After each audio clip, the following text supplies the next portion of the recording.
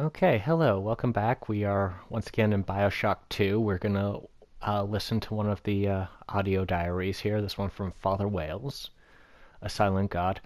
And we're going to discuss a couple different interpretations of this one. I actually was only aware of one interpretation when I initially played it, and it wasn't until watching another YouTube channel that I discovered that it does have a completely different interpretation. I'll let you listen to it first and get into that. Lord, what more do you wish of me? Your wretch of a servant waits for word.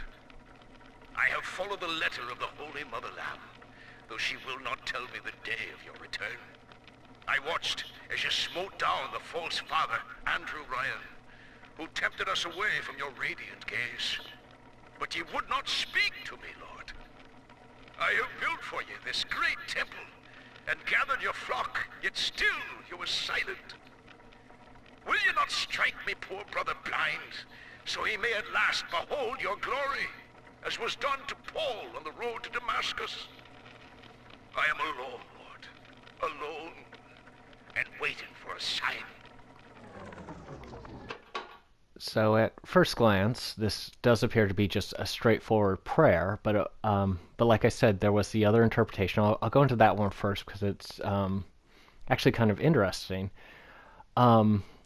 A lot of people who have looked at this and read this, I don't know if the creators have voiced in on what this actually means, but they pointed out that he's not actually praying to God. He is praying or sending this message to the main character of the original BioShock, Jack. And part of that is that the character of Jack never speaks. There's a part at the beginning where he speaks, but it's done in a voiceover, so it's entirely possible he isn't even capable of speaking. So he never speaks throughout the entire rest of the game. And he was the one who did, like it says, it's smote down Andrew Ryan. He's the one who killed Andrew Ryan in the original game. So yeah, so people think it is an oblique reference to Jack, but I'm going to look at it from the other point of view, that it's an actual a prayer. And, some of it is a little bit like a typical prayer, asking, what God wants you to do, doing that. A little bit of what I would call vain repetition in it, a little bit here and there, but for the most part, it seems to be a very sincere sort of prayer. But we'll start at the beginning. A couple of paragraphs in where it says, I have followed the letter of the Holy Mother Lamb. Now, I find that part very interesting because in spiritual matters, oftentimes, if you're following the letter of the law, you're not doing the right thing. If you're following the spirit of the law, that's when you're doing the right thing. But he is very much following the letter of the law, which, that's my first clue that, okay, there's probably a reason he's not being spoken to. Like it says, she will not tell me the day of your return, which, yeah, probably refers to Jack and BioShock, but also, when will God return to this place? This is essentially an occult religion, and it's pretty godless despite the fact that it is a cult-type religion. Like I said, Jack killed Andrew Ryan in the first one. But God would not speak to him. Now, normally in religious circumstances, if God is not speaking to someone in some way, shape, or form, or at least providing guidance, the problem is usually on the end of the human end, not on God's end, at least in traditional religious terms. Now let's move on to the next paragraph. I have built for you this great temple, and gathered your flock. Now, yeah, it's really not. He didn't really build a temple. What he did was he converted areas of rapture into religious or church-like areas.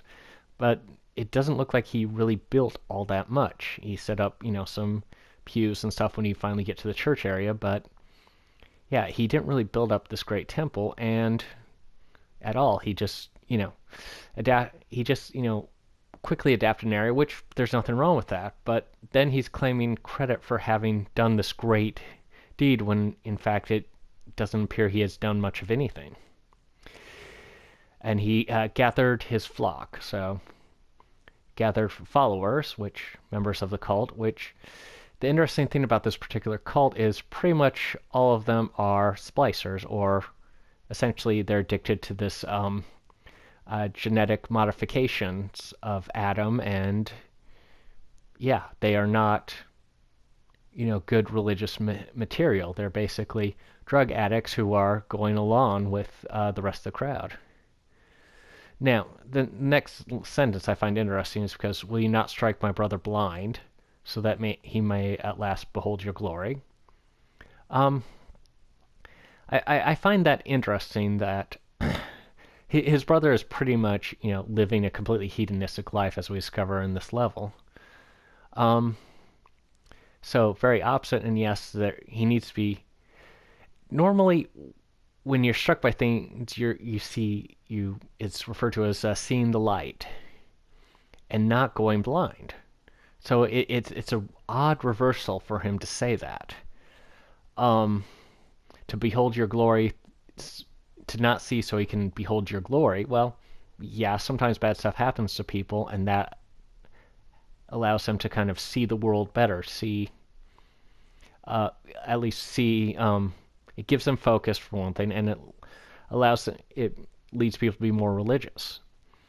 And finally, as was let's see, strike his brother blind, and it says that was done to Paul on the road to Damascus. Yeah, Paul wasn't actually struck blind.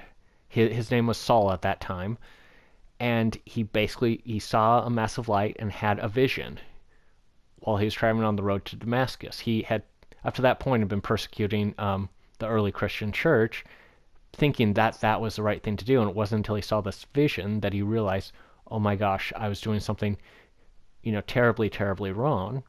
He changed his name to Paul as a sign of, this change of heart. But he was not blinded by this. If anything, his eyes were opened. He could see better after seeing this vision. So it's an oddly disconnected idea there in religious terms. And then finally, I am alone and waiting for a sign. As someone who has studied religion, I can tell you straight up that generally when somebody asks for a sign, just goes up and says, comes up and says, I don't believe in what you believe in, just show me a sign that is real, it generally does not end well for the person who's looking for a sign. And in fact, sign seekers are generally discouraged because, yeah, you should start from a point of view of faith, and then you'll receive confirmation of your beliefs. That's how faith works. It doesn't work if you suddenly, have absolute proof of something. That's not faith. That's just, knowing something.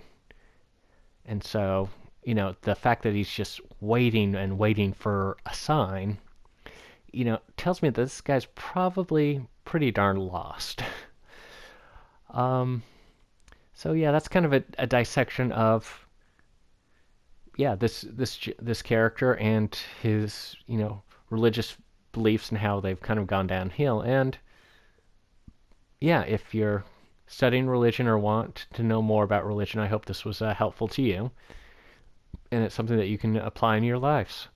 Like and subscribe if you like it. For some reason, I always have a hard time saying subscribe. I don't know why. And yeah, I will see you in the next video. Bye.